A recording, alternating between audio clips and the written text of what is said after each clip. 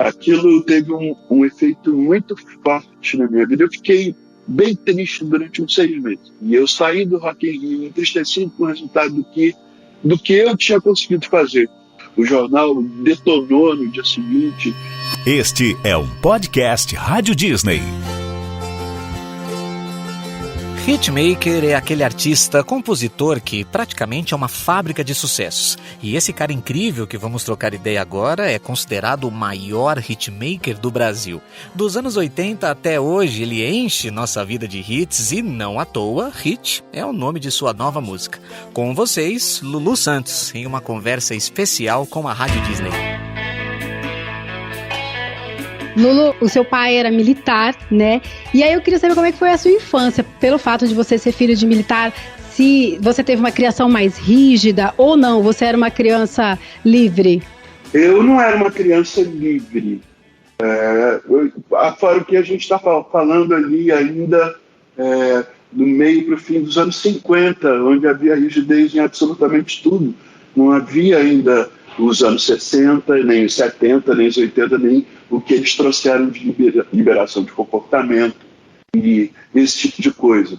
Então, meu pai, sendo de formação militar, era uma pessoa mais dada à rigidez, mas teve esse dado, entre outras coisas positivas, eu não estaria conversando aqui se não fosse por ele, e minha mãe, evidentemente, mas afora a rigidez militar, e um pequeno embate que possa ter acontecido no momento em que eu anunciei o que eu queria ser na vida, basicamente é isso que eu sou.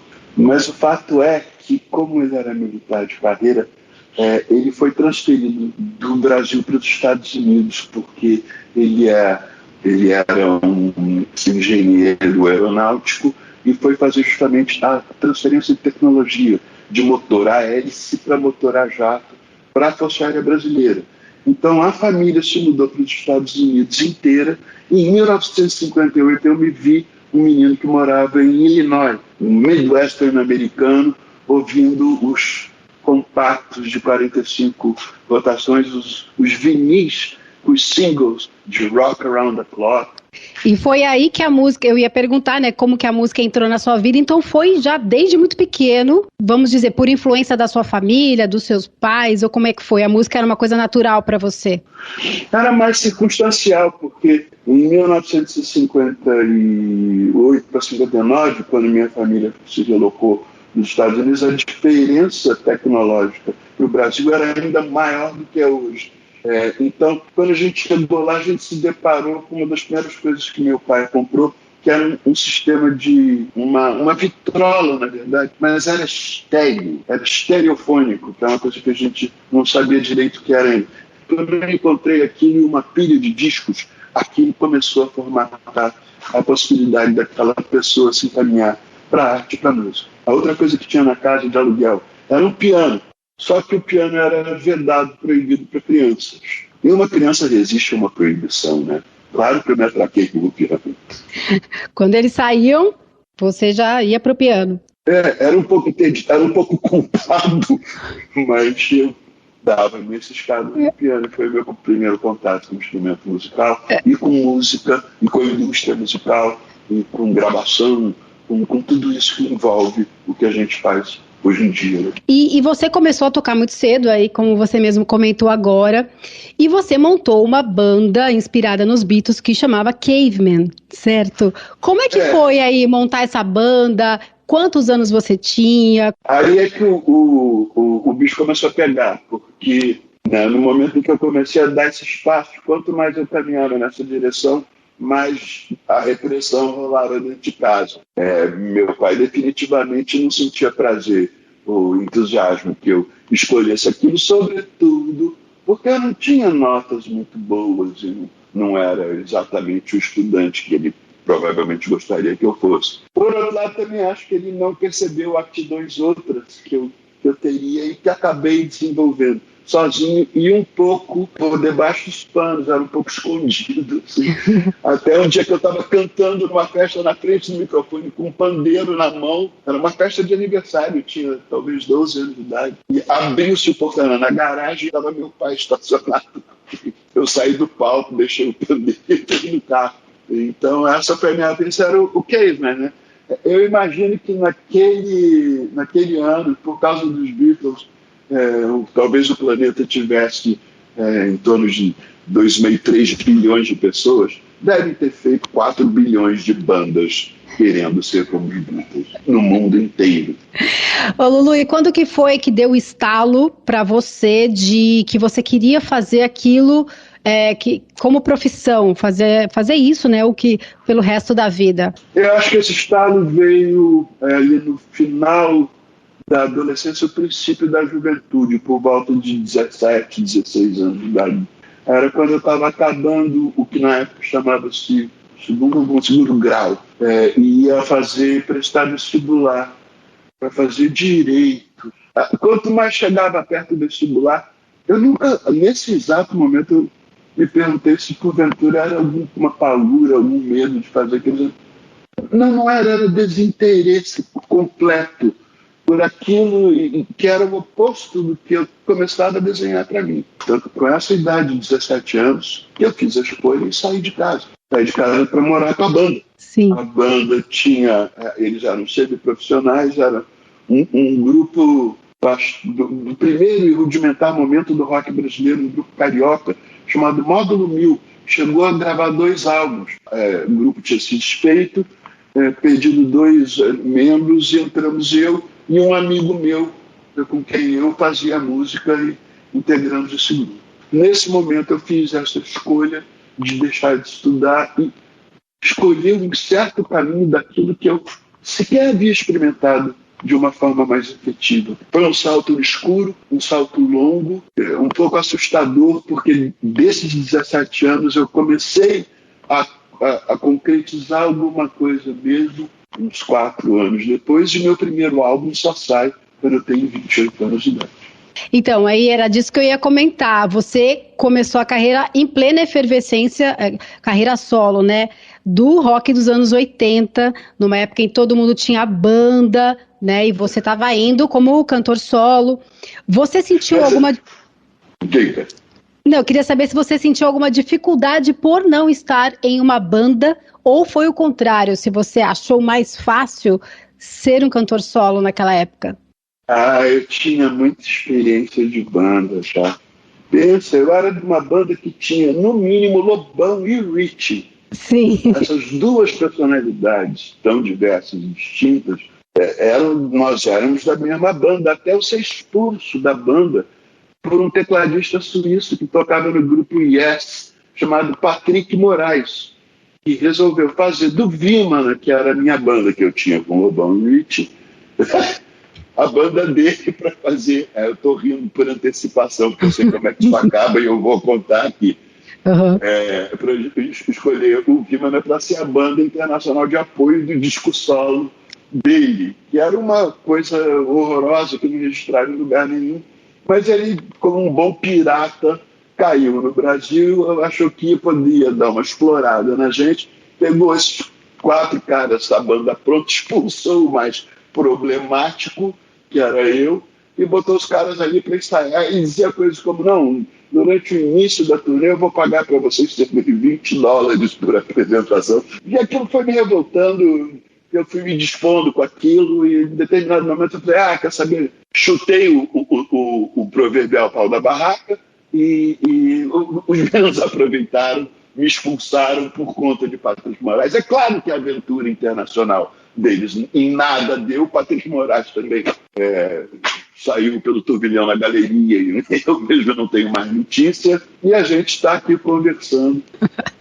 Ô Lulu, e qual... Peraí, desculpa. Fala, pode falar. Vou dar uma coisa. Conta. Porque essa novelinha, o melhor desfecho é que o Lobão, no final, roubou a mulher e a casa que o Patrick Moraes morava no Brasil. Sabe como é que é? Ele foi o agente da vingança para todos nós. Ô Lulu, e qual que, pra você, na sua visão, qual que é a importância dessa galera toda do rock dos anos 80 pra música brasileira e pro rock brasileiro, pro que ele é hoje, né? Eu acho assim, você pode medir a importância do que aconteceu na década de 80 pela quantidade de álbuns. O primeiro álbum do Richie vendeu 1 milhão de cópias. físicas.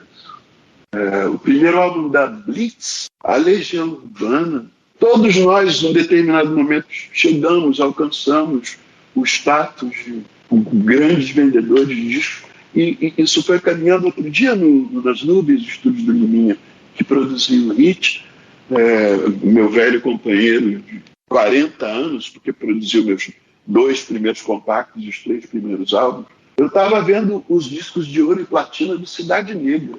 Era uma quantidade infindável de álbuns. E Roupa Nova, por exemplo, penso no Roupa Nova, e no Nando, nos Titãs, a quantidade de canções que a gente legou para algumas gerações de ouvintes de música brasileira. Canções que expressam o que talvez o momento da juventude queira dizer. E hoje o rock, de fato, não tem a mesma representatividade que já teve muito presente. Na década de 90, o rock brasileiro era inescapável.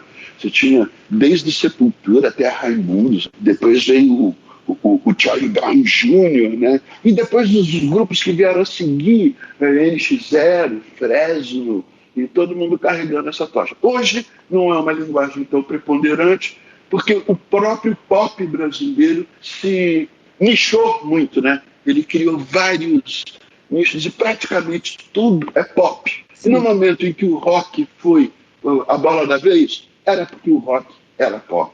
Não era à toa que a gente fala do pop rock brasileiro da década de 80. Tudo que está na agulha é pop. Ô, Lulu, e em 1985, o primeiro Rock in Rio, você estava lá, tocou, e você já comentou que você acha que não fez bons shows, que você estava despreparado. Você ainda acha isso? Eu tenho certeza. E o porquê que você se sentia despreparado? Eu me sentia despreparado porque eu estava despreparado. Aquilo teve um efeito muito forte na minha vida. Eu fiquei bem triste durante uns 6 meses. E eu saí do Rock in Rio entristecido com o resultado do que eu tinha conseguido fazer. O primeiro show foi realmente muito difícil, foi ruim, a plateia não estava exatamente comigo, o jornal detonou no dia seguinte, e era chato, porque naquela época você fazia um show, esperava uma semana e fazia outro.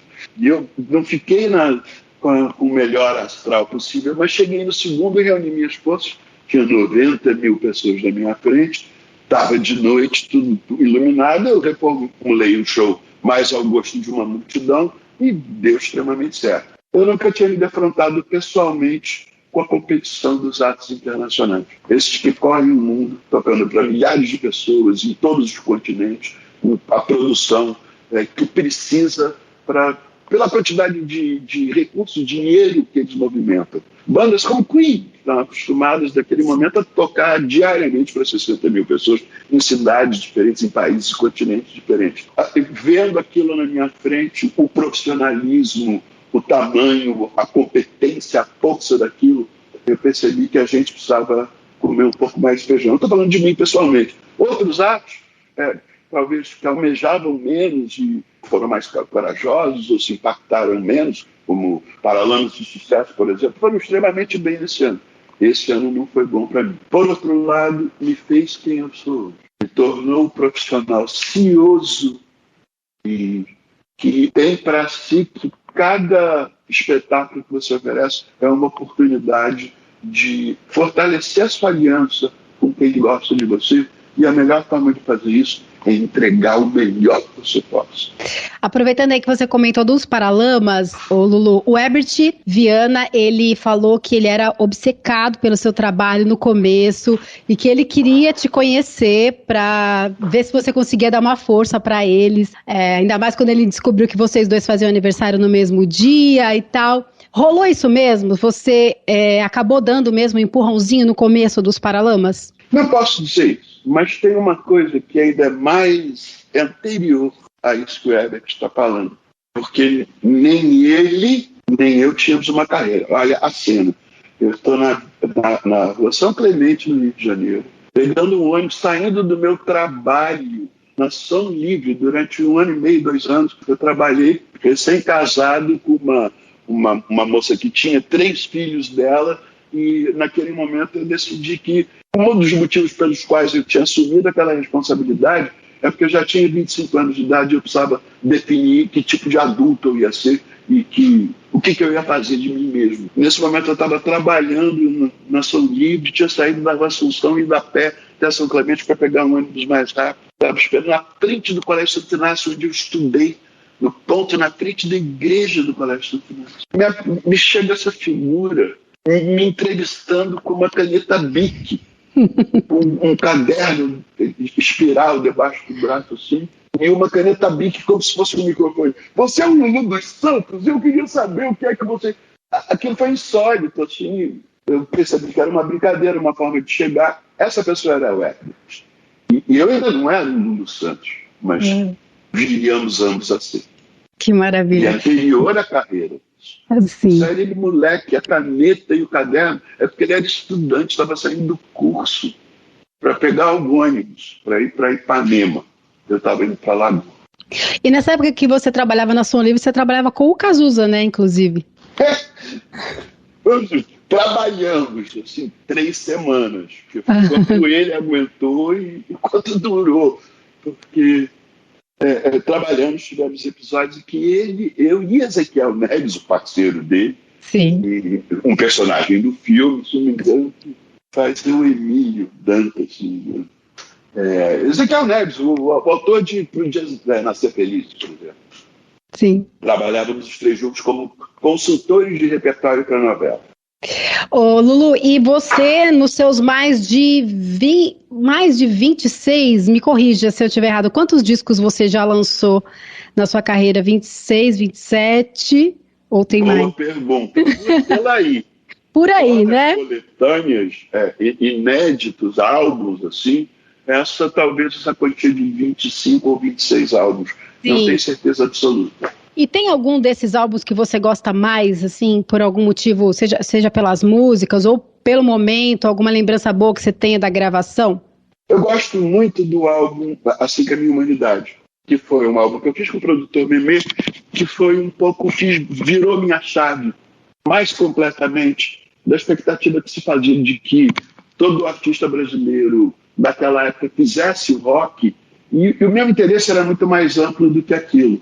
E fiz um disco produzido por um DJ com evidente apelo dançável.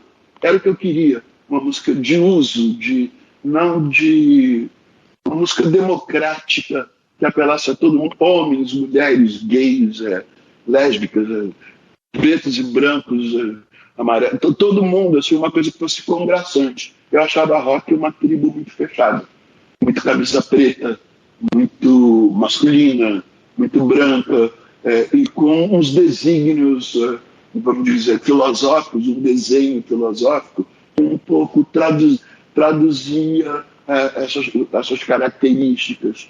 E eu queria uma coisa mais ampla, sempre quis, mais abrangente, mais inclusiva, inclusive por causa de mim mesmo, como eu sou e como eu me represento.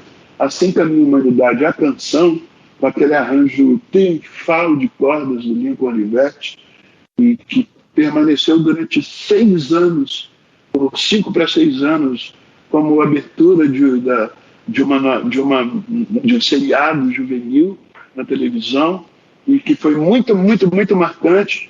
E tem essa coisa, né? A gravação original de Assim que a Minha Humanidade de 94. E daquele momento em diante, era praticamente o meu maior sucesso. Então, quando as pessoas identificam o Lulu Santos da década de 80, é um engano de tempo, assim, muito, muito palpável, porque o disco seguinte foi foi a primeira vez que eu vendi mais de 1 milhão de cópias em um ano. E você falando agora, né, de Assim que a Minha Humanidade, que ela foi a abertura da Malhação, isso marcou uma geração, né? Até hoje, muitas pessoas ouvem Assim que a Minha Humanidade e lembram de Malhação, associam com Malhação. Você acha que o fato dessa música ter entrado na abertura dessa novela fez com que o público, você falasse com um público maior ainda, maior do que o que você já tinha? Você está me abrindo uma perspectiva que eu nunca tinha tido, mas provavelmente você está completamente certo para falar vários advérbios numa frase só. Porque a televisão sempre faz isso com a gente. E o fato de ter ficado tanto tempo e ser tão marcante, era o que a gente estava conversando sobre o pop rock brasileiro da década de 80. Um número muito grande de canções que marcou um número muito grande de vidas. Muito grande. A gente vê isso quando a gente faz os shows e vê os coros. Nós, brasileiros, nos ligamos na música, menos um processo estético e mais um processo emocional. Eu acho que música pra gente tem que mexer com o coração ou com o bumbum, sabe como é que é? Sim. Preferência com os dois juntos, que é o que eu insisto em propor. Sim.